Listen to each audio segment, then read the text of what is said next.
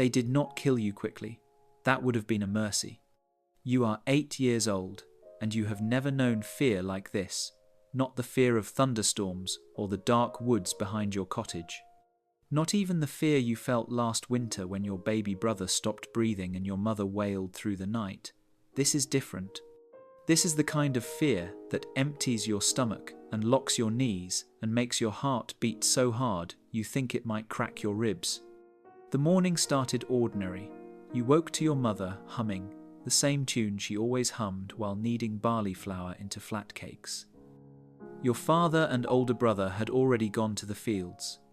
You could hear them arguing about the ox, their voices faint across the grain. Your little sister tugged at your sleeve, begging you to show her the robin's nest by the stream. Her fingers were sticky with honey. You told her to wait until after chores. You live in a village on the Northumbrian coast, 40 families, maybe 50. Everyone knows your name, you know theirs. You have never been more than a day's walk from this place. The world beyond the hills is just stories, tales the priest tells about Jerusalem, about kings and angels and monsters. You do not believe in monsters. Then the shout comes from the watchtower. Your mother's face goes white. She drops the dough. It hits the dirt floor with a wet slap. She grabs you and your sister by the wrists, pulls you toward the root cellar, but her hands are shaking and she cannot lift the wooden cover fast enough. The air fills with noise, not wind, not animals. Men, dozens of them, hundreds maybe. Their voices are strange, guttural, like rocks scraping together. You see the ships through the doorway, long and low, with curved prows that look like the heads of serpents. They are coming up the river, impossibly far inland. You did not know ships could do that. Your father runs toward the house. He is carrying a pitchfork. It looks small in his hands, like a toy. You see a man behind him, taller than any man you have ever seen, swinging an axe that catches the light. Your father turns. He raises the pitchfork. The axe comes down. Your mother screams and shoves you into a barrel. It smells like fish and salt and rot. She pushes your sister in beside you, then slams the lid shut. "Do not move," she says through the wood. Her voice is shaking. "Do not make a sound, no matter what." The world becomes darkness. You hear everything, the crackling roar of fire, voices shouting in your language, then cut off, the sound of metal on metal, metal on flesh, metal on bone. Somewhere close, a woman is begging. The words are frantic, desperate, pleading. Then she stops. You hear men laughing. Your sister is crying. You press your hand over her mouth. You can feel her tears on your palm, warm and wet. Your own tears are running into your mouth. They taste like salt. You do not know how long you stay in the barrel.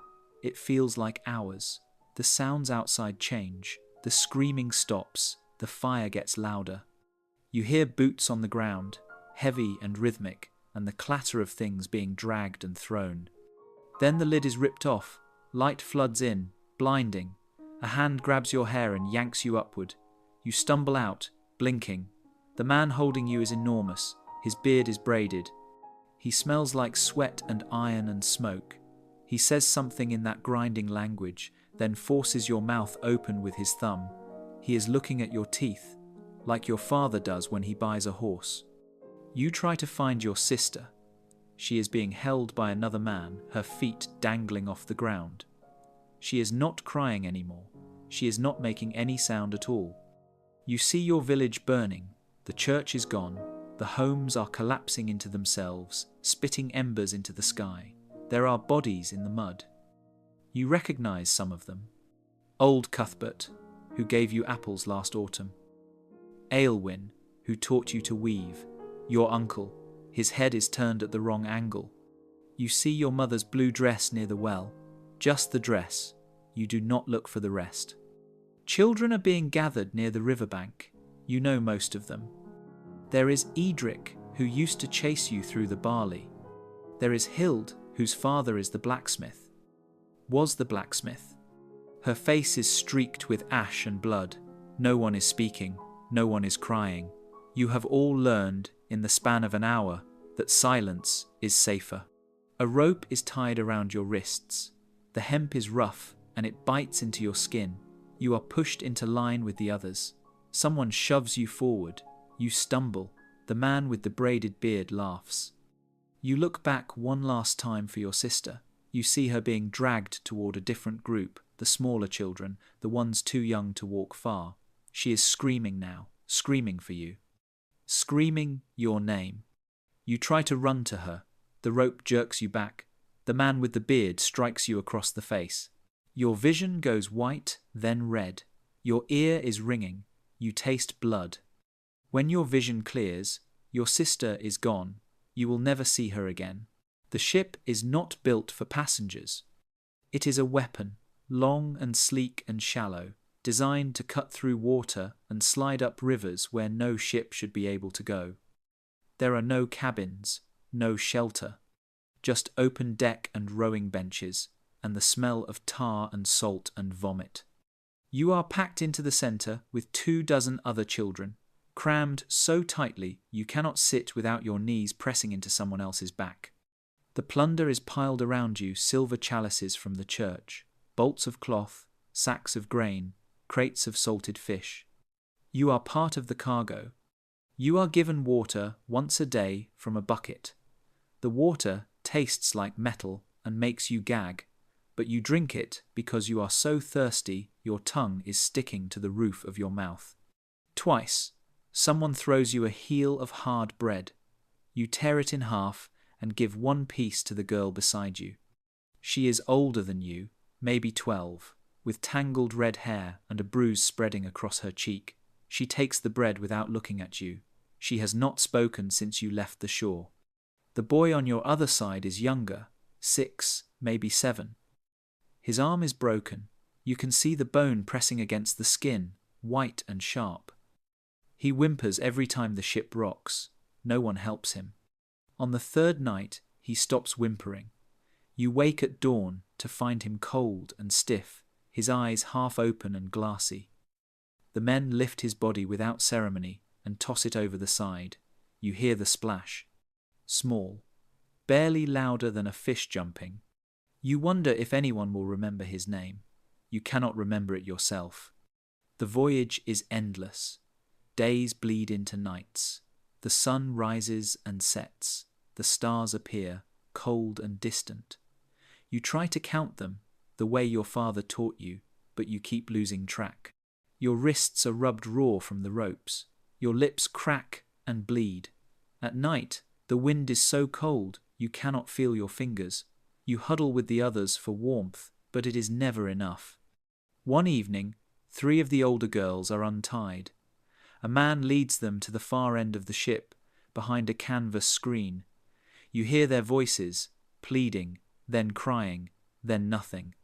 When they come back, their faces are blank, empty. The red-haired girl beside you whispers, "That will be us soon." You do not answer. You are learning that some things are worse when you say them aloud. The ship finally reaches land on a grey morning. You are dragged onto a dock that smells like fish guts and pitch. The city is bigger than anything you imagined. Buildings crowd together, wooden and crooked, smoke pouring from their roofs. There are people everywhere, shouting, laughing, haggling over furs and amber and iron. The language is the same grinding, incomprehensible noise. You are herded into a marketplace, a wide square paved with stones, slick with mud and fish scales. There are pens along one side, like the ones your father used for pigs. You are pushed into one. The red-haired girl is pulled into a different pen. You try to call to her, but a man shoves you down. Your knees hit the stone. It hurts. Men walk past the pen. They stop. They look at you. One of them reaches through the slats and grabs your chin, turning your head side to side. He pulls your eyelid down, staring at your eye. You do not understand what he is looking for. Another man pinches your arm, feeling for muscle. A third lifts your lip to check your teeth again. You are not a person here. You are livestock. An old woman buys you. You do not know how much you cost. She pays in silver coins and a sack of something heavy. She ties a rope around your neck, like a leash, and pulls you through the narrow streets. You stumble to keep up. The stones are sharp under your bare feet. She takes you to a longhouse on the edge of the settlement. Inside, it is dim and smoky. A fire burns in a pit in the center. There are other children here. 5, maybe 6. They are sitting in a corner, working, spinning wool, grinding grain. They do not look up when you enter. Their faces are hollow. Their eyes are dull. The old woman points at a pile of wool. She makes a motion with her hands, pulling and twisting. You do not understand. She makes the motion again, slower, angrier. You still do not understand. She slaps you across the face. The sound is sharp. Your ear rings. Your cheek burns. You understand now. You sit down. You pick up the wool. Your hands are shaking. You begin to pull the fibers apart, the way you have seen your mother do 1,000 times. The old woman watches. After a moment, she grunts and walks away. You do not cry. You are learning that crying does not help. That night, you are given a thin blanket and a sleeping mat near the fire. The other children do not speak to you. You do not speak to them. You lie awake, staring at the smoke rising through the hole in the roof. You think about your sister. You think about your mother. You think about your village burning. You wonder if you will ever stop thinking about it. You will not. You stop being a child the day you realize no one is coming to save you. It happens slowly, over months, then years, until one morning you wake and cannot remember what hope felt like. You are a thrall now. The old woman calls you Ambat's slave girl in her language. The other children call you nothing. You have no name here. You are hands. You are labor. You are a tool that breathes. Your days are identical. You wake when the old woman kicks your mat, always before the Sunday. Your first task is hauling water from the well. The buckets are wooden and heavy, and the rope handle cuts into your palms. You make 6 trips, sometimes 8. Your shoulders burn. By the time you are 10, they will always burn. Then you grind grain. The quern stone is massive, grey and pitted. You kneel before it and push the top stone in circles, crushing barley into flour. The stone scrapes and grinds. Your wrists ache. Your back aches. The sound gets inside your head and stays there, even when you sleep. You grind until the old woman tells you to stop. Sometimes that is an hour, sometimes it is 3. After that, there is wool, always wool. You card it with wooden paddles, studded with iron teeth. The fibers catch and pull, your fingers bleed. You spin it into thread on a drop spindle, watching the weight twirl and twirl. You weave it on the loom. The old woman sells the cloth at market. You never see the money. You learn the rules quickly. Work fast, but not so fast you make mistakes. Stay quiet. Do not look anyone in the eye. When the old woman is angry, make yourself small. When she is drunk, make yourself invisible. If you are slow, she beats you with a birch switch. If you spill water, she beats you. If you burn the porridge, she beats you. If she is in a bad mood, she beats you anyway. You stop flinching after the first year. The longhouse belongs to a jarl. You do not know his name. He is a small man with a thick neck and a scar across his nose. He owns 3 farms, a dozen cows, and 11 thralls. You are one of 11. When his plough breaks, he mends it. When you break, he will buy another. There is a boy here, older than you by a few years. His name was something once, Irish maybe, he cannot remember. He tells you this one night when you are both sitting by the fire, too tired to sleep. I had a mother, he says. His voice is flat, empty. I think I see her sometimes, in dreams, but I don't know if she's real or if I made her up. You nod. You understand. You are starting to forget too. You remember fire. You remember screaming. You remember your father falling. But the details are slipping away. like water through your fingers. The sound of your mother's laugh, the color of your sister's eyes, the shape of your village. You are forgetting who you were. One spring, a new boy arrives. He is small, no older than 6. He cries every night. He calls for his mother in a language you do not understand. The sound is terrible, raw and broken and hopeless. After a week, the old woman drags him outside. You hear the crack of the switch, over and over, wet and sharp. He stops crying. He stops speaking, too.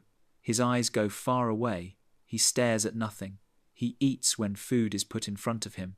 He works when he is told, but he is not really there anymore. Within a year, he is dead. You do not know why. Sickness, maybe, or something inside him just gave up. The men carry his body out, wrapped in old sacking. No one says a prayer. No one digs a grave with a marker. He is gone, and the world continues as though he never existed. You survive because you learn to be useful. You learn to see what needs doing before the old woman asks. You learn to move quietly, to keep your head down, to become part of the walls. You learn that to be noticed is to be hurt. But you cannot stay invisible forever. When you turn 13, the Jarl's eldest son begins to watch you. He is 16, broad across the shoulders, with his father's cold eyes. You feel his gaze on you when you carry water. When you spin wool. When you serve the evening meal.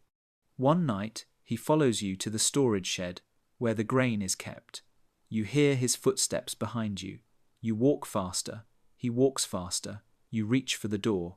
He reaches past you and pushes it shut. The shed is dark. It smells like barley and dust and mice. Turn around, he says. You do not move. He grabs your shoulder and spins you. His hand is very strong. You try to pull away. He pushes you against the wall. The rough wood scrapes your back through your thin dress. You do not scream. Screaming will only make it worse. When it is over, he leaves. He does not say anything. He does not look back. You sit in the dark, your body aching, your mind blank and white and empty. You have learned that this, too, is part of what it means to be property. Your body is not your own. It never was. This happens again and again. You stop counting. When your belly begins to swell, the old woman notices. She strikes you across the mouth. Blood fills your mouth, warm and metallic. She calls you a whore. You do not correct her. There is no point. The baby comes in winter. You labor alone in the shed, biting down on a leather strap to keep from making noise. The pain is enormous. It swallows you. When the baby finally slides out, slick and red and screaming, you feel something crack open inside you. Something you thought was already dead. She is perfect. Tiny fingers, tiny toes, dark hair, slick against her skull. She fits in your arms like she was made to be there. For one moment, one single, fragile moment, you let yourself hope. The old woman takes her the next morning. She'll sell well in a few years, she says. You never hold your daughter again. You are 15, and you are being sold like a sack of grain. The Jarl's fortunes have turned. A bad harvest, a blood feud with a neighbouring chieftain, debts piling up like stones. His solution is simple. Sell what he does not need.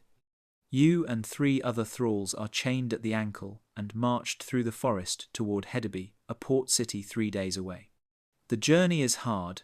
You walk from dawn until dusk, your feet blistering on the rough path. At night, you are staked to the ground like animals. The chain around your ankle rubs the skin raw. It starts to ooze, then it starts to smell. No one tends to it. The man leading you is called Bjorn. He is not cruel, exactly. He does not beat you for no reason. But he does not see you as human, either. You are cargo. When one of the other thralls, a girl named Astrid, maybe 14, collapses from exhaustion, Bjorn kicks her until she stands. When she vomits from hunger, he tells her to walk faster, or he will leave her for the wolves. She walks faster. Hedeby is unlike anything you have seen. Bigger than the settlement where you lived. Bigger than you thought a place could be. The docks are crowded with ships from everywhere. High-prowed Norse vessels, squat merchant cogs, sleek Byzantine galleys. The air smells like fish and tar and smoke and unwashed bodies. People shout in a dozen languages. They haggle over furs, amber, walrus, ivory, iron, and slaves. There are so many slaves, lined up in pens, tied to posts, standing on platforms while men inspect them like horses, children, women, a few men, though fewer than you expected. You realize with a cold, sinking feeling that most of the men were killed during the raids. It is easier to kill a man than to make him obey. Children and women are better investments. You are stripped to your underclothes and put on a platform in the center of the market. The sun is bright and hot. You have not been this exposed since you were a small child. You want to cover yourself, but your hands are tied behind your back. Men walk past. They stop. They stare. One reaches up and pinches your arm, testing for muscle. Another pulls your lip back to check your teeth. A third lifts your chin, turns your face side to side, examining you like a piece of pottery he might buy. You do not look at them. You look at the sky. You count clouds. A merchant buys you. He is not Norse. His skin is darker, his robes finer, his beard oiled and perfumed. He speaks to Bjorn in halting Norse, haggling over price. You hear numbers, 20, 18, 20 again. They settle on 19 dirhams, silver coins, stamped with flowing script you cannot read. The merchant chains you to 5 others, 2 girls who look like sisters, pale and blonde and terrified. A boy from Frisia with a scar across his forehead. 2 Slavic children who speak to each other in whispers. You are led to a ship. This one is larger, built for cargo, with a deeper hull and a square sail. You are going east. The river route is brutal. The Dnieper is wide and fast, full of rocks and rapids. Several times, the entire convoy must stop and portage carry the boats and cargo overland to bypass the worst stretches. During these portages, you are unchained and made to carry sacks of grain and furs on your back. The load is almost as heavy as you are. Your legs shake, your vision swims. One of the Slavic children, a boy, maybe 10, collapses. He cannot get up. The merchant's men beat him, but he still cannot get up. They leave him there. You hear him crying as the convoy moves on. The sound fades. Then it stops. You do not look back. People die on this journey, of exhaustion, of sickness, of despair. Their bodies are left by the riverbank without ceremony, without prayer, without markers. You pass other convoys going the opposite direction, heading north with silks and spices and silver. They do not look at you. You are beneath notice. After weeks, the landscape begins to shift. The trees thin, the air grows hotter. You pass villages built of mud brick instead of wood. The people here have darker skin, darker eyes. They wear robes that flow and shimmer in the light. The merchant speaks to them in a language that sounds like music. Finally, you reach a city. It is vast. White stone buildings rise toward the sky. There are towers with pointed tops that gleam in the sunday. The streets are paved with stone, not mud. The air smells like spices, cinnamon, cloves, things you have no names for. You have left the world you knew. This is a different place entirely. The slave market here is different too. More organized, more efficient. There are sections for different types of slaves, children, women, skilled laborers. You are brought to a platform where a man in fine robes inspects you with the cold, detached efficiency of someone who does this every day. He checks your teeth, your eyes. He makes you walk in a circle. He writes something on a piece of parchment. A bidding war begins. Men shout numbers. The auctioneer shouts back. You do not understand the words, but you understand the tone. You are valuable here. Pale skin, light hair. Northern features. You are exotic, rare. A wealthy household buys you for 35 dirhams. More than you cost in Hedeby, more than you have ever been worth. You are taken to a villa with cool, tiled courtyards and fountains that bubble and splash. There are plants you have never seen: palms, flowering vines, fruit trees with leaves that smell like lemons. The women here wear veils and move like shadows, silent and graceful. You are given a task: fetch water, fan the mistress during the heat of the day, learn to prepare foods with strange spices that make your eyes water. It is not freedom, but it is not the longhouse either. You are fed every day. The food is better: flatbread, dates, roasted lamb. You are beaten only when you make a real mistake, not out of cruelty or boredom. The work is hard, but no harder than before. For the first time in 7 years, you are warm. But you are still a slave. You sleep on a mat in a servant's quarters. You own nothing. You speak to no one unless spoken to. At night, you lie awake and think about your daughter. You wonder if she is still alive. You wonder if she remembers you. You wonder if she is a slave too, grinding grain in some cold northern longhouse, her hands bleeding, her back bent. You wonder if she thinks about you. You are 17. You have lived this life for 9 years. You cannot remember your mother's face anymore. You cannot remember the name of your village. You cannot remember your own name, the one your parents gave you, the one that meant something in a language you are forgetting. You are no one. You are nothing. And yet, somehow, impossibly, you are still alive. You are 23 years old, and you have outlived everyone you were captured with. You know this not because you have seen their deaths, but because you have learned to count time in disappeared faces. The red-haired girl from the ship fever took her at 16 in a longhouse somewhere in Denmark. The Irish boy who forgot his mother dead at 15, his body too weak to fight off the sickness that swept through the settlement one winter. The silent child from the Hebrides, gone before he ever spoke again. Astrid, who collapsed on the march to Hedeby. You never learned what became of her, but girls who cannot walk do not survive long on the slave routes.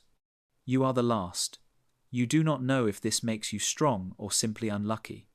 The household you serve has changed hands twice since you arrived in this eastern city. Your first master died in his sleep. His son sold you to settle gambling debts. Your second master was kinder. He never struck you, never raised his voice, but his business failed, and he sold his entire household to a textile merchant. Now you work in a weaving house on the edge of the city, a long stone building where 30 women sit at looms from sunrise to sunset, their fingers flying, the sound of the shuttles, a constant rhythm that never stops. You are good at weaving. You have been doing it since you were 8. Your fingers move without thought, over and under, pulling the thread tight. The other women do not speak to you. Most of them are local, born into servitude, and they do not trust outsiders. You do not blame them. You do not trust anyone either. You have become a collector of languages, though you never meant to. You understand Norse, though you rarely speak it. You know enough Arabic to follow commands and ask for water. You have picked up smatterings of Greek from the merchants who come through, and Persian from the mistress of the house. You are fluent in the language of silence, of lowered eyes and careful movements. You have learned that the less you say, the safer you are. Your body has betrayed you in ways you try not to think about. The child you bore at 14 is 9 years old now, if she is still alive. You do not know where she is. You do not know who owns her. Sometimes at night, you imagine her face, try to picture what she might look like, but the image never comes into focus. You gave birth to her, but she was never yours. That is what it means to be a slave. Nothing is ever yours. Not your body, not your children, not even your memories, which are fading year by year like old cloth left too long in the Sunday. You have learned not to think about it. One morning, a new girl arrives at the weaving house. She is 12, maybe 13, with pale skin and light brown hair, and the wide, terrified eyes of someone who does not yet understand that this is her life now. She does not speak Arabic. She stumbles when the overseer pushes her toward an empty loom. She stares at the threads as though she has never seen a loom before. That night, you hear her crying. The sound is muffled, buried in her thin blanket, but you recognize it. You made that same sound once, a lifetime ago. You should not do what you do next. It is safer to keep your head down, to stay invisible. But something in you, some small, stubborn thing that refuses to die, makes you cross the room and kneel beside her mat. You speak to her in Norse. The words feel strange in your mouth, like a language you learned in a dream. What is your name? She looks up, her face streaked with tears. For a moment she does not answer. Then she whispers, Astrid. The name hits you like a fist. Not the same Astrid, a different one. But the name is the same, and for a moment you are back on that forest path, watching a girl collapse in the dirt, listening to the merchant decide she is not worth the trouble of carrying. Where are you from? You ask. A village near Uppsala, she says, and then the words tumble out in a rush. They came at night. They killed my father. They killed my brothers. They took me and my mother, but they separated us at the market, and I don't know where she is. I don't know if she's... Her voice breaks. You place a hand on her shoulder. It is the first time you have touched another person with kindness in years. The gesture feels foreign, like something you have forgotten how to do. You will survive this, you tell her. The words sound hollow even as you say them, but you say them anyway. You will forget many things. Your mother's face, the sound of her voice, the name of your village, but you will survive. She stares at you. How do you know? Because I did. Over the following months, you teach her what you know. You teach her how to move through the house without drawing attention, how to read the moods of the overseer, how to hide when she is sick so she will not be beaten for slowing down. You teach her which mistakes will be forgiven and which will not. You teach her how to make herself small, how to disappear into the walls, how to endure. But you also teach her something else. At night, when the house is quiet and the other women are asleep, you take her to the small window in the corner of the sleeping quarters. You point to the stars. You tell her their names, the names your father taught you when you were small, sitting outside your cottage on warm summer nights. The plough, the shepherd's star, the hunter. You do not remember your father's face anymore, but you remember the stars. Why are you telling me this? Astrid asks one night, her voice small. You do not have a good answer. You search for the right words. Finally, you say, because someone should remember that we are more than this. She looks at you, confused. She does not understand. But one day, perhaps, she will. The months pass. Astrid learns quickly. She stops crying at night. She learns to move with the rhythms of the house, to anticipate what is needed before it is asked. You watch her transform, watch the light in her eyes dim and harden, and you feel something like grief. You are watching her become what you became. There is no other way. One evening, as you are both sitting by the window, Astrid asks, "What was your name before?" You open your mouth to answer. You reach back through the years, through the layers of forgetting, trying to find it. You see your village. You see your mother's shape, blurred and indistinct. You hear a voice calling, your father's voice, and it is calling. Nothing. The name is gone.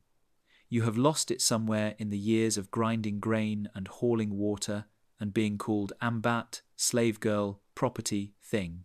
You have been so many people's possession that you have forgotten who you were before you belonged to anyone. I don't remember, you whisper. Astrid takes your hand. Her grip is firm. Then I will remember you, she says. I will remember that you taught me the stars. I will remember that you were kind. You want to tell her that kindness is not enough, that it changes nothing, that you will both die slaves in this foreign city, forgotten and unnamed. But you do not say these things. Instead, you squeeze her hand and look up at the stars, and for one brief moment, you let yourself believe that remembering matters. You are 31 years old, and your body is giving up. The sickness started small, a cough that would not go away, a tiredness that sleep could not cure. Now it is something larger, something that lives inside you and eats you from within. You are losing weight.